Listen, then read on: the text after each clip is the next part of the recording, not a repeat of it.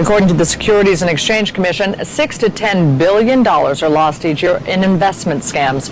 Joining me this morning is John Lawrence Allen, securities litigation attorney, to help identify some of these scams and how best to avoid them. Welcome to USAM. And other investment traps, they could recommend unsuitable securities.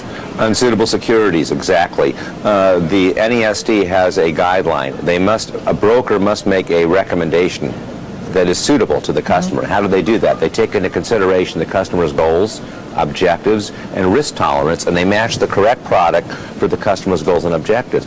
If you're 55, your kids have been educated, you're ready to start planning for your retirement, you go into a brokerage company, never having invested before, and want to make conservative investments, don't want to take a lot of risk, and a broker puts you in the dot-com stocks, technology stocks, computer stocks, after they've had a 7-year run-up, that's most likely an unsuitable investment. But doesn't this bring up the question that the onus maybe should fall on the investor because he chose to go to that broker, he chose to take that broker's advice, nobody held a gun to his head. There are millions of brokers he could go to. Very good point. There is a responsibility to be a responsible investor, but there's also responsibility imposed brokerage companies under 23101 of the NASD Code and Rule 405 of the New York Stock Exchange, the Know Your Customer rule.